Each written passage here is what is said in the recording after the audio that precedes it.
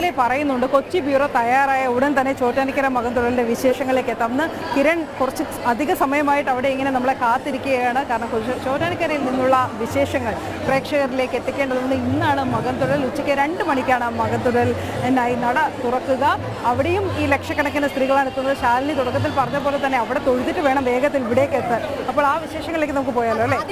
ചോദിക്കാനുള്ളത് കിരൺ തൊഴുതോന്ന് അറിയണം. അതിനുശേഷം ചോറ്റാനിക്കരയിലെ മകം തൊഴിൽ ഒരു പക്ഷേ ചരിത്ര പ്രസിദ്ധമാണ്. ചോറ്റാനിക്കരയുടെ വിശേഷങ്ങൾ ഒപ്പം തന്നെ ഈ മകം തൊഴിലിന്റെ കാഴ്ചകളൊക്കെ എത്രത്തോളമാണ് കിരൺ ഇപ്പോൾ നമുക്ക് എറണാകുളത്ത് നിന്നും നൽകാൻ കഴിയുന്ന വിവരങ്ങൾ?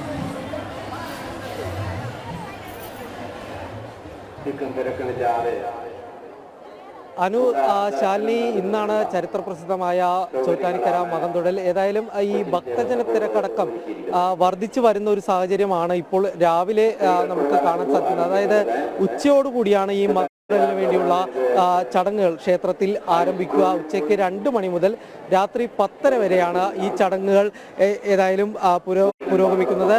ഏതായാലും ഇപ്പോൾ മുതൽ തന്നെ, അതായത് രാവിലെ മുതൽ തന്നെ ക്ഷേത്രത്തിനോട് ചേർന്നുള്ള ഈ ക്യൂകളിലടക്കം വലിയ രീതിയിൽ തന്നെ ഭക്തജനങ്ങൾ എത്തി ക്യൂവിൽ സ്ഥലം പിടിക്കുന്നതിന് വേണ്ടി ദർശനത്തിന് തുടങ്ങുന്ന സമയത്ത് തന്നെ ദർശനം കാണുന്നതിന് വേണ്ടിയുള്ള തയ്യാറെടുപ്പുകൾ ആരംഭിച്ചിട്ടുണ്ട് എന്നുള്ളൊരു കാര്യം തന്നെയാണ് ഇപ്പോൾ പറയാൻ സാധിക്കുന്നത്. പ്രധാനമായിട്ടും ക്ഷേത്രത്തിൽ നടക്കുന്ന ചടങ്ങുകൾ എന്നുള്ളത് ഇന്ന് 2 മണിയോടുകൂടി മാത്രമായിരിക്കും ഏതായാലും ആരംഭിക്കുക. പ്രധാനമായിട്ടും ഇന്നുള്ള ചടങ്ങുകൾ അത് ദേവിയെ തങ്കകോളകയും ഒപ്പം തന്നെ പട്ടുടയാടകളും താമരമാലയും ചാർത്തിക്കൊണ്ടാണ് ഈ മകൻ തൊഴിലിന് ചടങ്ങുകൾ ആരംഭിക്കുന്നത്.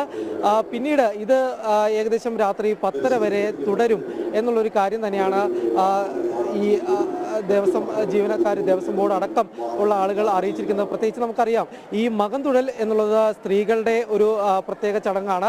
അതുകൊണ്ട് തന്നെ പ്രധാനമായിട്ടും ക്ഷേത്രത്തിലേക്ക് ഇന്ന് ഈ സ്ത്രീകളുടെ പ്രവേശനത്തിന് വേണ്ടി പ്രത്യേക ക്രമീകരണങ്ങളെല്ലാമാണ് ഒരുക്കിയിരിക്കുന്നത്. നമുക്കിപ്പോൾ ദൃശ്യങ്ങളിൽ കാണാൻ സാധിക്കുന്നത് സ്ത്രീകൾക്ക് വേണ്ടി ഒരുക്കിയിട്ടുള്ള ക്യൂ ആണ്.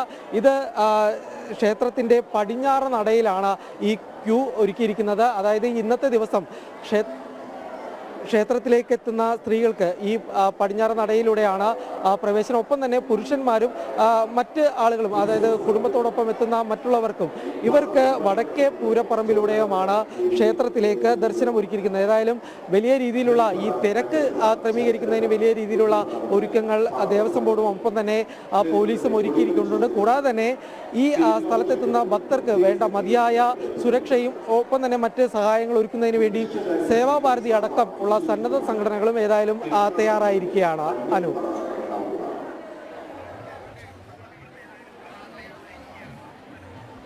അനു, കിരൺ സൂചിപ്പിച്ചതുപോലെ തന്നെയാണ് അവിടെയും തിരക്കാണ്, ഇവിടെയും തിരക്കാണ്. നമ്മൾ നിൽക്കുന്ന ആറ്റുകാൽ ക്ഷേത്രത്തിലും അതെ ഇങ്ങനെ ബ്ലോക്ക് ചെയ്ത് നിൽക്കുന്നത് പോലെയാണ്. കാരണം നിരവധി ആൾക്കാർ തീർച്ചയായും കൂടുതൽ പേർ വന്നുകൊണ്ടേ ഇരിക്കുകയാണ്. അവരുടെ ശാലി പറഞ്ഞ പോലെ തന്നെ അവരെ ബുദ്ധിമുട്ടിച്ചുകൊണ്ടേ ഇരിക്കുകയാണ്.